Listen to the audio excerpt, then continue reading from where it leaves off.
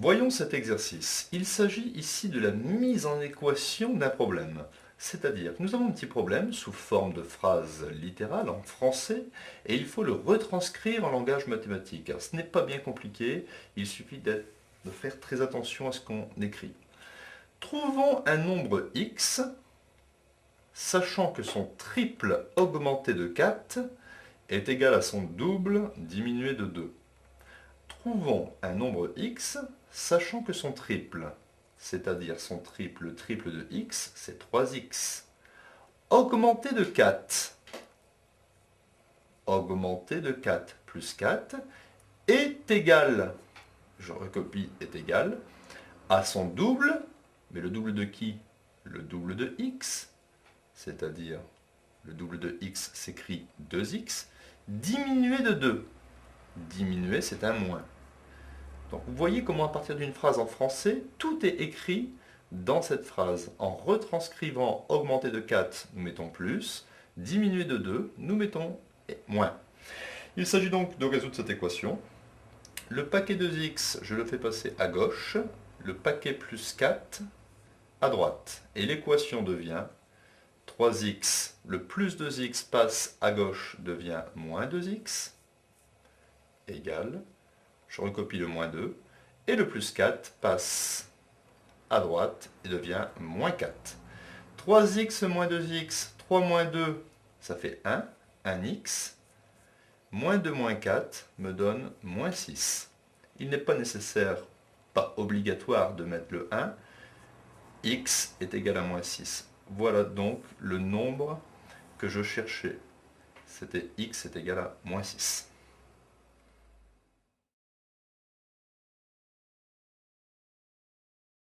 Nouveau type d'exercice. Nous avons ici la somme de trois chiffres qui se suivent fait 63. Il faut trouver ces trois chiffres. Alors ce sont trois chiffres qui se suivent. Nous ne connaissons pas le premier chiffre. Nous allons appeler x le premier chiffre. Le suivant de x sera x plus 1. On ajoute 1 à x.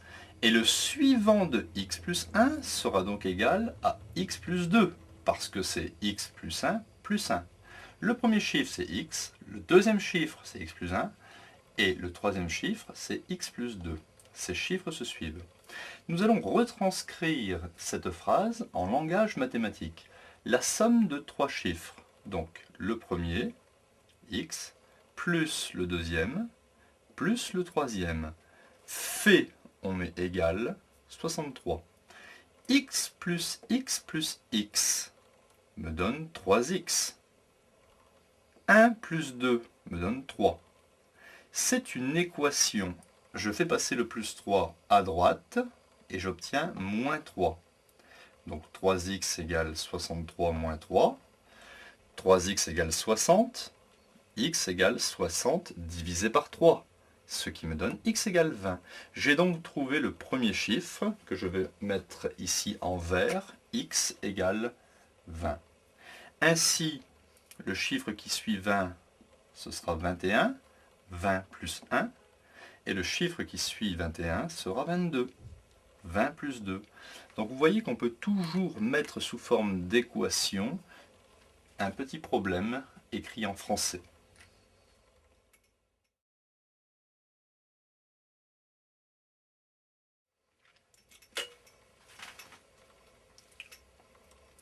Nouvel exercice. Un père a 29 ans. Son fils, 9 ans. Dans combien d'années l'âge du père sera le double de celui de son fils? Vous voyez bien qu'aujourd'hui, ici, le père qui a 29 ans et le fils qui a 9 ans, il n'y a pas un rapport multiplié par 2, c'est-à-dire que le fils 9 ans multiplié par 2 est égal à 18, ça ne me donne pas 29. Donc, il faut trouver dans combien d'années, x, c'est l'inconnu, l'âge du père sera le double de celui de son fils. Alors, on va considérer qu'à l'instant t est égal à 0, c'est aujourd'hui, le père a 29 ans et le fils a 9 ans. T égale à 0, c'est aujourd'hui. Et on va s'imaginer que X années vont passer. Hein, on ne connaît pas le nombre d'années qui passent, mais X années vont passer. Le père aura obligatoirement 29 ans plus X, et le fils aura 9 ans plus X. Et bien à ce moment-là, c'est-à-dire une fois que X années auront passé, l'âge du père, c'est-à-dire 29 plus X, sera, sera c'est égal, le double, donc 2 fois, l'âge du fils, 9 plus X. Vous voyez, j'ai retranscrit ici la phrase en langage mathématique. C'est une équation qu'il faut résoudre. Donc, nous recopions 29 plus X est égal. 2 fois 9, 18. 2 fois X, 2X. Nous allons faire passer ici le plus X à droite et le 18 à gauche, de sorte que l'on obtienne 29, plus 18 passe à gauche, devient moins 18, 2x ça ne change pas, et le plus x passe à droite en moins x. 2x moins x, j'obtiens x, 29 moins 18, j'obtiens 11. J'ai trouvé x égale 11 ans. C'est-à-dire que dans 11 ans, à partir d'aujourd'hui, l'âge du père sera le double de l'âge du fils. Vérifions ceci. Si 11 ans sont passés, l'âge du père aura 29 plus 11, ce qui va me donner 40 ans. Le fils aura 9 plus 11, c'est-à-dire 20 ans. Et on s'aperçoit bien qu'effectivement, l'âge du père est le double de l'âge du fils.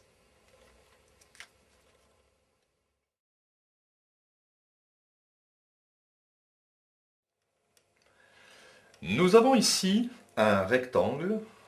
On connaît la largeur, ça fait 2 mètres.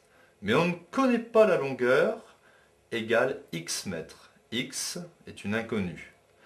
Et on se pose la question, essayons de trouver x tel que, petit 1, le périmètre du rectangle fasse 56 mètres. Je m'impose que le périmètre du rectangle fasse 56 mètres. J'écris donc périmètre égale 56. Bon, je ne mets pas l'unité. Je vais exprimer le périmètre en fonction de x. Qu'est-ce que le périmètre d'un rectangle? Ici, la largeur se retrouve 2 de l'autre côté, la longueur fait x, donc ici, ce côté fait x. Le périmètre, ça sera 2 fois la longueur, 2 fois x, plus 2 fois la largeur. 2 fois 2 est égal à 56, soit 2x plus 2 fois 2, 4 est égal à 56. Je fais passer le plus 4 à droite.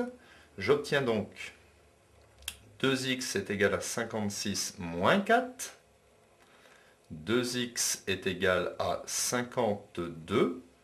Et je divise par 2 de chaque côté pour obtenir finalement x est égal à 52 divisé par 2, ce qui me donne 52 divisé par 2, 26. 26 quoi? 26 mètres. En conclusion, nous pouvons dire que si je prends x égale 26 mètres, donc la longueur qui serait égale à 26 mètres, eh bien le périmètre fera 56 mètres. Deuxième partie. On voudrait que l'aire du rectangle fasse 100 mètres carrés. J'écris R égale 100. Bon, je ne mets pas l'unité dans les calculs. Qu'est-ce que l'aire d'un rectangle? Je sais que c'est longueur fois largeur. La longueur, ça fait x. La largeur, ça fait 2. Donc, 2 fois x égale 100. Si je veux x, je divise par 2 de chaque côté. Les 2 s'éliminent. Il me reste x est égal à 100 divisé par 2, qui fait 50 mètres. Conclusion, je peux dire que si je prends une longueur de 50 mètres, eh bien l'aire du rectangle fera 100 mètres carrés. Effectivement, 50 fois 2 me donne 100.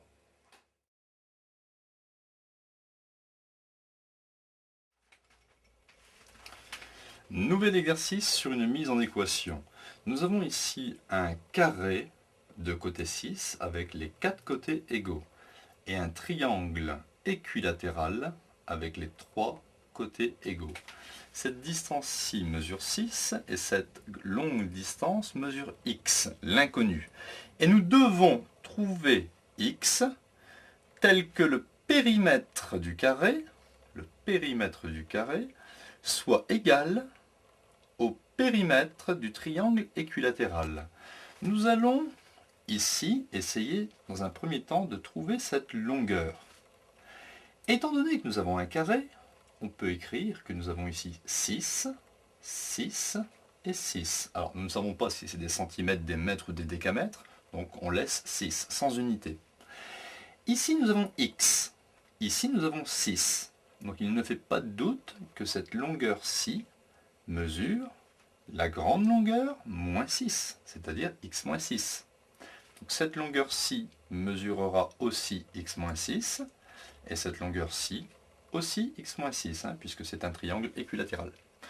On va retranscrire ici la phrase en langage mathématique. Trouvons x tel que le périmètre du carré soit égal à celui du triangle équilatéral. Périmètre du triangle équilatéral. Exprimons le périmètre du carré. Nous savons que le périmètre d'un carré, c'est 4 fois le côté. 4 fois 6 est égal. Périmètre du triangle équilatéral, nous savons que c'est 3 fois la mesure d'un côté. 3 fois x moins 6. Nous avons ici une équation avec un développement à effectuer. 4 fois 6, 24. 3 fois x, on développe 3x. 3 fois moins 6, moins 18. Je vais faire passer le moins 18 à gauche. Il devient donc plus 18 est égal à 3x. De sorte que je peux écrire 3x égale 24 plus 18 me donne 42. Et si je veux x tout seul, je fais 42 divisé par 3. Vous voyez, je n'ai pas fait 42 moins 3. Je fais 42 divisé par 3, parce que le 3 est multiplié à x. Ainsi, j'obtiens x est égal 42 divisé par 3 à la calculatrice ou par calcul mental. J'obtiens 14. Donc, nous pouvons ici indiquer que x est égal à 14 et que la mesure du côté du triangle équilatéral fera 14 moins 6, c'est-à-dire en fait 8. Donc nous avons répondu à la question, nous avons trouvé x égale 14.